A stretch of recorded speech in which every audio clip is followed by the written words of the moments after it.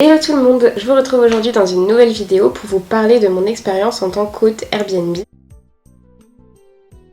Par rapport à mes petites anecdotes, première réservation du logement il y a 1 an, c'était une personne qui n'avait pas de commentaires sur Airbnb, donc bon au début on hésitait mais on s'est dit il faut bien une première atout, donc j'accepte. Premier petit imprévu, j'ai bien précisé sur Airbnb que l'arrivée peut se faire à partir de 16h et le départ à partir de 11h. La femme de ménage m'appelle à 11h30 peut-être pour me dire qu'il n'y a pas les clés dans la boîte à clés. Donc là je commence à me dire mince, première location, ils sont déjà repartis avec les clés, donc je lui dis de toquer, elle toque et en fait elle s'est retrouvée nez à nez avec les voyageurs parce qu'ils n'étaient pas partis. Du coup elle me dit qu'elle va repasser plus tard. La pauvre déjà, elle est venue pour rien, heureusement qu'elle habite pas loin, mais très gentille. J'envoie un message sur Airbnb aux personnes pour leur demander quand est-ce qu'ils vont partir. Et je rappelle que normalement le départ se fait à maximum 11h. Je leur dis ça de manière très cordiale. Et déjà il met un peu de temps à me répondre et il me dit qu'il a pas fait attention alors que c'est écrit sur l'annonce. Mais ça en fait j'ai remarqué qu'il y a plein de voyageurs qui ne lisent pas bien les annonces. Après voilà, il faut s'y faire. Pour moi c'est la moindre des choses de regarder, mais apparemment pas pour tout le monde. Du coup par rapport à ce premier voyage, j'ai ajusté et maintenant avant leur arrivée, je reprécise bien que l'arrivée peut se faire à partir de 16h et la veille de leur départ, je reprécise bien que le départ peut se faire jusqu'à maximum 11h. Je me dis au moins il y a plus de chances qu'ils respectent les horaires. J'étais quand même super gênée pour la femme de ménage qui s'est déplacée pour rien. Du coup je lui ai rajouté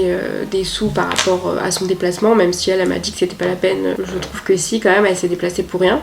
Autre anecdote, autre voyage, c'était 3 personnes, donc il me semble que c'était des parents avec leur fille, mais des personnes du coup assez âgées puisque leur fille elle était adulte. Les parents devaient arriver avant la fille et donc je reçois un message de la fille qui me dit que les clés ne sont pas dans la boîte à clés. Encore une fois, je demande à la femme de ménage si elle aurait pas oublié sans faire exprès de mettre les clés dans la boîte à clés, si elle les aurait pas mis dans son sac ou autre. Elle me dit que non, elle est quand même allée vérifier dans sa voiture, dans son sac. Je trouve ça bizarre, donc je dis à la fille de me donner le numéro de ses parents que j'appelle, puis que c'est eux qui sont sur place et il me confirme qu'il n'y a pas la clé dans la boîte à clés. En plus, ce jour-là, j'étais en plein enterrement, mais je devais quand même gérer ça. Et je commence un peu à paniquer, à me dire, ça y est, on a volé les clés. La femme de ménage, très gentille, encore une fois, elle me dit qu'elle va aller vérifier à l'appartement. Heureusement, encore une fois, qu'elle habite à 5 minutes. Juste avant ça, juste avant qu'elle me dise qu'elle va à l'appartement, quand j'avais appelé les parents au téléphone, je leur avais demandé si c'était bien allé à cet étage, la bonne boîte à clés, parce que je me dis s'il y a d'autres boîtes à clés, peut-être qu'ils se sont trompés, s'ils avaient bien fait le code. Ils me disent que oui, mais que quand ils font le code, il n'y a pas les clés. Heureusement que la femme de ménage y est allée, elle y va et elle me dit qu'il y a bien les clés dans la boîte à clés. Au moment où elle y va, les clients n'étaient pas là, ils étaient partis faire des courses et donc je lui dis de laisser les clés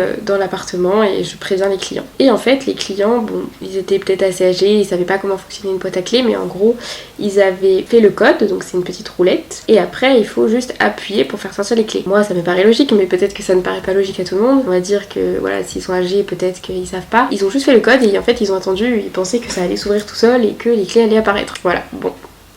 J'ai dit à la femme de ménage de laisser la boîte à clés ouverte pour que les clients puissent se rendre compte de comment ça fonctionne. Heureusement ça a bien fini, j'étais rassurée qu'on ne m'ait pas volé mes clés, mais j'ai quand même été tracassée pendant un petit moment. Autre anecdote, donc déjà j'ai toujours des gens qui me demandent si il faut ramener les draps et les serviettes, qui me demandent c'est quelle marque de machine à café, etc. Alors que tout est écrit dans l'annonce. Je me dis les gens ne lisent pas l'annonce. Bon, peut-être qu'ils se rappellent plus, on va dire ceux qui la lisent longtemps avant, mais des fois ils réservent et quelques minutes après ils me demandent s'il faut ramener les draps et les serviettes. Je me dis il faut toujours faire comme si les gens ne lisaient pas l'annonce, donc maintenant avant l'arrivée j'envoie plein d'informations. J'ai même fait une notice que je laisse dans le logement pour être sûre, et pareil avant le départ je leur redis les instructions de départ. Malgré ça il y aura toujours des gens qui feront pas, mais au moins je maximise mes chances. J'ai une personne qui me demande si déjà les draps et les serviettes il faut les emmener, donc je lui dis que oui comme c'est notifié dans l'annonce. Pareil dans l'annonce j'ai mis qu'il y a Netflix mais qu'il n'y a pas les chaînes, je l'ai écrit aussi dès le début. J'envoie le message classique pour récapituler, donc pour la wifi, pour l'arrivée, en précisant qu'il n'y a pas les chaînes, et la personne me répond juste pas possible d'avoir la télé, donc pas bonjour, juste cette phrase. Donc je lui explique que non. Ensuite elle m'envoie thermostat à 15 à notre arrivée. Voilà, encore une fois ni bonjour ni bonsoir. Alors peut-être qu'elle s'attendait à ce qu'il y ait le chauffage quand elle arrive, mais personnellement si je n'ai pas de réservation, je ne vais pas laisser le chauffage et je ne vais pas demander à la femme de ménage d'aller avant chaque réservation mettre le chauffage. Peut-être qu'il y en a qui le font, mais personnellement je ne vais pas le faire. Et moi en tant que voyageuse Airbnb, ça me choque pas d'arriver dans un logement qui n'ait pas le chauffage. On met le chauffage et puis voilà, tout va bien. Encore une fois, ça dépend peut-être de chaque personne, mais c'est vraiment la façon de répondre que j'ai pas aimé, j'ai trouvé ça pas du tout respectueux. Donc je lui explique que c'est normal, que normalement c'est en hors gel, qu'il y a juste à mettre sur ce bouton, alors que je l'avais déjà expliqué dans le message d'avant mais c'est pas grave. Et ensuite elle me répond pas d'eau chaude non plus, point d'exclamation. Donc déjà non plus sous-entendu que déjà il y a pas de chauffage et en plus il y a pas d'eau chaude. Par contre l'eau chaude c'est pas normal, donc tout de suite j'essaye de résoudre le problème. Je lui demande si le bouton de la chaudière est bien de telle manière, etc., etc. Bon, c'est pas très intéressant. Je lui demande de m'envoyer une photo de la chaudière, je lui envoie mon numéro de téléphone, sachant que le pas d'eau chaude non plus, point d'exclamation, la personne me l'a envoyé à 23h. J'attends 23h, 23h30, 23h45 et la personne ne me répond pas. Donc je me dis bon, au bout d'un moment je vais aller me coucher, je ne vais pas attendre. Donc déjà j'étais quand même un peu stressée parce que j'étais saoulée que la personne n'ait pas d'eau chaude, c'est pas normal. Mais elle ne me répond pas. Et au final, le lendemain matin, elle me répond juste eau chaude ce matin. Donc encore une fois, pas de bonjour. Déjà j'étais rassurée, mais je trouve que c'est un manque de respect parce qu'elle m'a pas tenu au courant. Moi je voulais faire en sorte que ça s'arrange et au final elle m'a rien dit. En fait elle m'a dit qu'elle s'était trompée de numéro et que du coup elle avait envoyé au mauvais numéro la photo, etc. Enfin bref, voilà. Finalement c'est une voyageuse qui ne m'a pas laissé d'avis. Je me dis heureusement parce que je pense qu'elle n'aurait pas laissé un très bon avis. Mais ça me choque quand même le manque de respect des gens. Après voilà, s'il y a des problèmes, je veux bien prendre la responsabilité. Mais quand même, ça n'empêche pas d'être respectueux. Malgré qu'elle me répondait mal, moi je répondais toujours cordialement avec bonjour, etc. Je me suis dit que j'allais pas m'abaisser au niveau de cette personne. De toute façon, il faut s'habituer, il y a toujours des gens comme ça. Après là, je parle des mauvaises expériences, mais 90% du temps, ce sont des bonnes expériences, des gens qui sont contents, des gens qui sont respectueux. C'est vrai que malheureusement, on retient plus facilement les mauvaises expériences.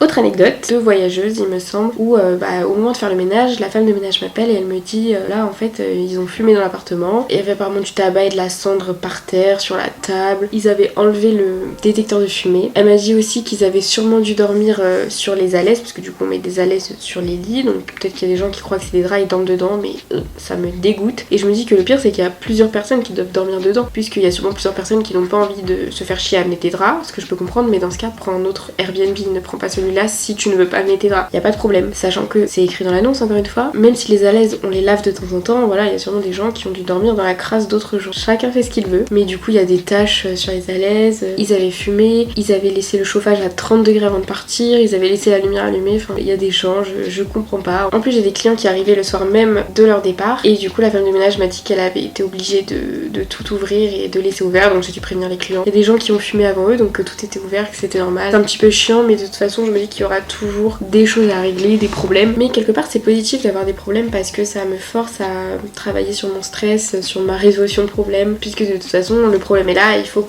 résoudre, donc c'est une bonne thérapie si on peut dire ça pour moi. Autre anecdote qui est plutôt récente et qui m'a un petit peu énervée, des voyageurs, donc encore une fois ils me demandent s'il y a les draps et les serviettes, donc je leur explique que non, comme écrit dans l'annonce. Ils me disent ok c'est noté pour les draps et les serviettes, est-ce qu'il y a au moins les couettes, les oreillers, bon je leur dis que oui, etc. Donc voilà, ils ont pas l'air si choqués que ça. Et après le voyage, je reçois leurs commentaires, ils me laissent une plutôt mauvaise note en précisant qu'ils ont été choqués qu'il n'y ait pas de serviettes et de draps, que c'est inadmissible d'accueillir les gens comme ça, qu'ils ont jamais vu ça, et que le logement est bien mais que ça a laissé un goût amer à leur séjour. Vraiment ça m'a énervée. Du coup j'ai appelé l'assistance Airbnb, mais au final je n'ai pas pu supprimer la note et le commentaire parce qu'ils disent que ça ne va pas à l'encontre de leur politique commentaire. Donc je me suis dit ah ouais super, donc les gens peuvent écrire un peu ce qu'ils veulent, ils pourraient même mentir, qu'en fait ça passe. Sachant qu'après j'ai lu la politique commentaire et ils disent que le commentaire doit être pertinent. Selon moi ce n'est pas un commentaire pertinent, donc je l'ai reprécisé, et ils m'ont dit que deux personnes avaient déjà étudié mon dossier, qu'ils avaient considéré que le commentaire n'enfreint pas les règles de la politique commentaire et donc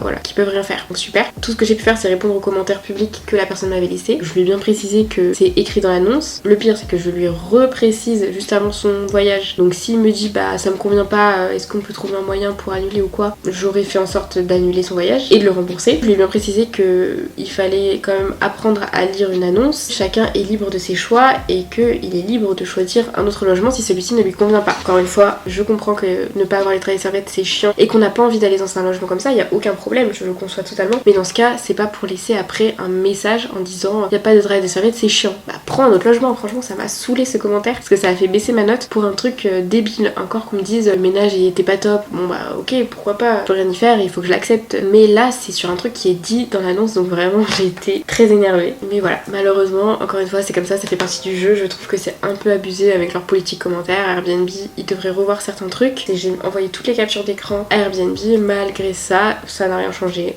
Donc bon, c'est comme ça. Heureusement qu'il y a une majorité de bons commentaires qui font que j'ai quand même une bonne note et des bons avis. Et j'ai envie de me concentrer aussi sur les bons avis parce que déjà c'est sympa les gens qui laissent un avis et il y en a, ils laissent des avis très détaillés donc c'est vraiment très cool. Autre anecdote, c'est surtout arrivé pendant les vacances d'hiver, puisque du coup c'est loué toutes les vacances, c'est un moment où il y a beaucoup de rush de changement. C'est vrai que je suis plutôt arrangeante et quand le logement est prêt, qu'il n'y a pas de réservation avant, bah je dis aux clients qu'ils peuvent arriver avant 16h. Et pareil, s'il n'y a pas de réservation après, ils peuvent partir après 11h. Après ça dépend aussi du planning de la femme de ménage. Mais en période de vacances d'hiver, c'est pas possible de faire ça et la femme de ménage a beaucoup de logements à faire vu que c'est la période où c'est le plus loué, la période du ski. Et du coup je leur précise bien qu'ils doivent arriver à partir de 16h et il y en a plein qui ne respectent pas, qui arrivent avant. Ils ouvrent pendant que la femme de ménage est en train de faire le ménage et ils lui demandent s'ils peuvent poser leurs affaires. Donc elle dit que non, c'est pas pratique vu qu'elle est en train de faire le ménage et elle me dit il râle. Au final ils sont allés les poser à la cave, mais je trouve que c'est tellement un manque de respect. Tu rentres, tu vois quelqu'un qui est en train de faire le ménage, personnellement je dirais ah mince désolé, je reviendrai plus tard quoi. Là c'est limite, elle m'a dit ils voulaient poser leurs affaires et ils étaient saoulés de pas pouvoir les poser alors que je leur ai bien précisé d'arriver à 16h. Ils étaient au courant, je leur ai bien dit que c'était pour que la femme de ménage puisse faire le ménage du logement. Enfin bref, c'est énervant les gens comme ça. Mais elle m'a rassurée en me disant que c'était pas que mon logement et qu'il y en a plein qui font ça, ce qui en soi n'est pas très rassurant. Il y en a qui sont quand même assez respectueux, soit ils arrivent avant et du coup ils sont assez intelligents pour se dire qu'ils vont pas laisser leurs affaires, poser leurs affaires à la cave et aller faire une balade ou leurs courses. Et il y en a qui me demandent avant tout simplement est-ce qu'on peut arriver plus tôt et poser nos affaires à la cave directement. Donc là il n'y a pas de problème. Mais bon voilà, je me dis il y aura toujours des petits couacs, des gens plus respectueux que d'autres, c'est comme ça fait partie du truc. La plupart du temps c'est agréable puisque les gens sont très contents du logement. C'est vrai que c'est toujours plaisant d'avoir des retours positifs, surtout quand on a fait, surtout Alex a fait les travaux lui-même, donc il aime bien lui aussi lire les commentaires et les retours positifs. Et puis pour les retours négatifs, comme je l'ai dit, ça permet de travailler la gestion de problèmes. Plus j'ai des problèmes à gérer, mieux je vais savoir les gérer, mieux je vais savoir contrôler mon stress et aussi ajuster des choses, puisque du coup c'est grâce à ça que je peux ajuster, donc je me dis que c'est positif, j'essaie de voir toujours un peu le côté positif. Mais en tout cas c'est une bonne expérience. Nous on est contents parce que c'est pas trop compliqué et contraignant à gérer. On a eu de la chance de tomber sur une femme de ménage vraiment incroyable qui en plus est vraiment très disponible. Elle prend pas beaucoup de vacances, même pas assez, je l'ai déjà dit, mais pose des vacances parce que faut quand même que tu partes en vacances. Elle m'a dit qu'après ça faisait un trop gros manque à gagner pour les propriétaires, mais je lui ai dit bah c'est le jeu, après les propriétaires doivent se débrouiller quand même pour